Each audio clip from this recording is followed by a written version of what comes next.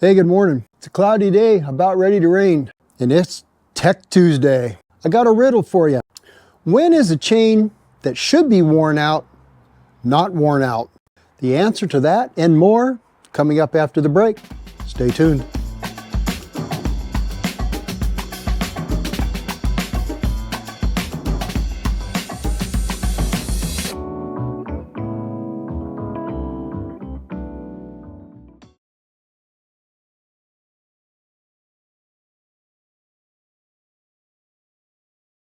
Now, if you've been following my channel for any length of time at all, you will notice that I am a big fan of wax-based chain lubes, but not just any lube. For one thing, I don't want a crock pot. I don't want to have to break my chain, take it off, put it on. No. That's craziness. That is crazy time. One thing I love about wax chain lubes is they save me time because I never have to degrease my bike, and I certainly don't want to have to break my chain to put it on. This is a product called Smoothe Lube, S-M-O-O-T-H-E, Smoothe Lube. This is the 5311 formula, and I'll put a link in the description below. This is made by A Mountain Biker Products. Now, I've got about 4 years of use on this on all of my bikes. It's tried and true. Now, here's the thing though.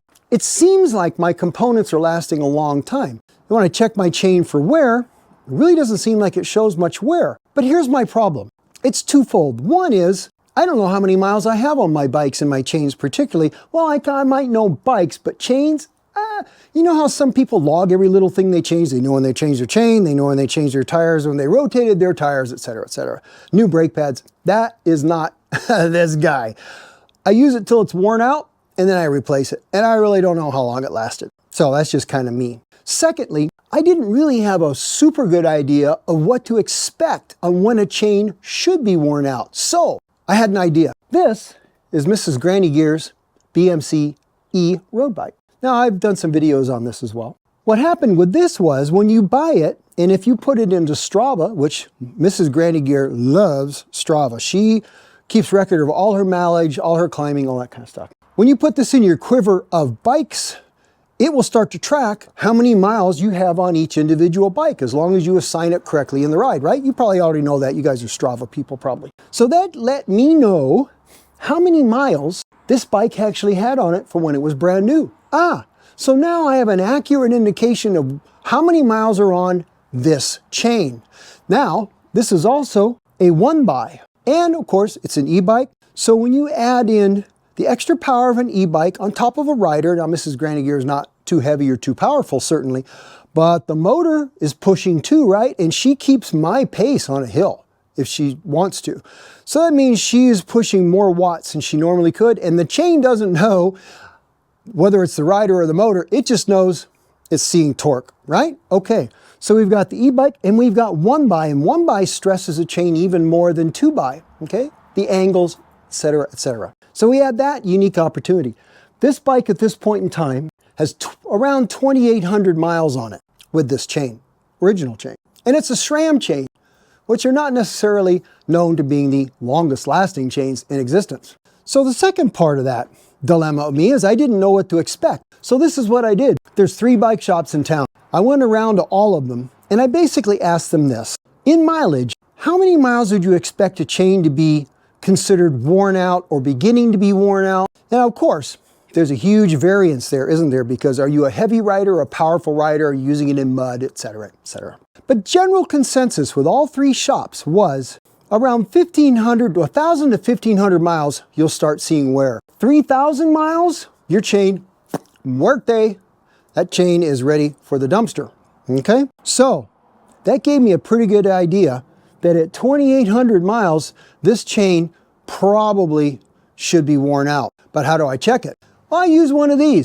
It's a simple little thing. It's made by Pedro's, or I don't know, maybe other brands make this. It's a little Pedro's chain checker. And you set this on the chain, and depending upon where this little tab falls on it, tells you how far your chain is ready to go bye-bye, how close it is to the end of its life. It has 3 little notches. The first notch is 0 to 25% wear.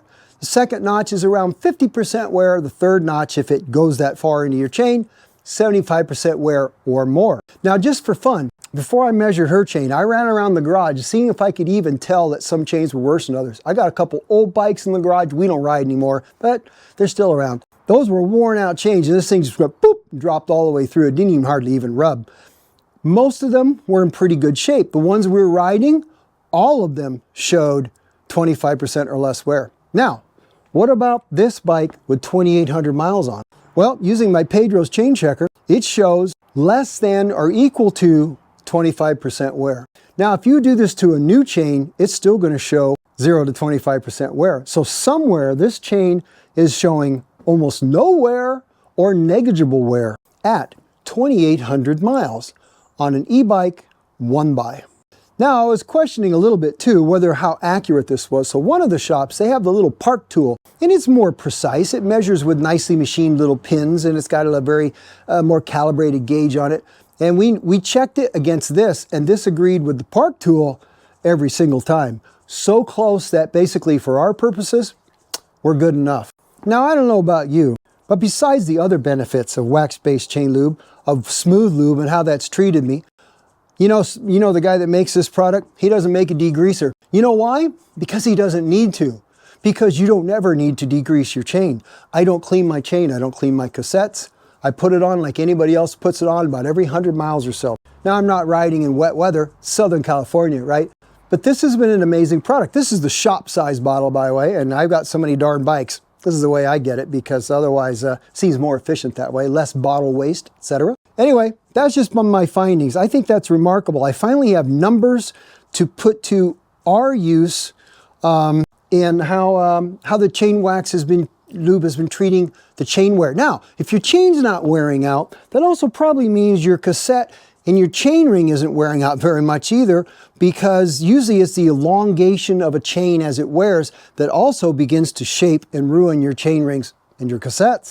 So I don't know for sure, but I'm going to say that follows to longer wear on all of those parts of your drivetrain as well. And that ain't hay, because this stuff is expensive these days, is it not? So now I've got a couple new bikes in the house. If you noticed, I've got my my Thai Cyclosis, my gravel bike from Turner, and I also have my Time 80HX. Both of those are brand new in Strava, so I'm going to be able to check, but it's going to take me a while, you know, to work up to thousands of miles, where this one is getting to be less than a year old now. But anyway, I thought that was kind of interesting. I'm going to put a link in the description of this. I really like the 5311 formula. There are other ways. Also, I'm going to link every video I've done on this so you can kind of get a past history of how this has worked out for me. Anyway, enough prattling on. I thought it was fascinating. I hope it's interesting for you guys. That's another Tech Tuesday for you guys. And as always, go ride your bikes. Now this has me thinking, if this chain never wears out, I wonder if I can leave it in my will to the kids. Oh, I bet they'd love that.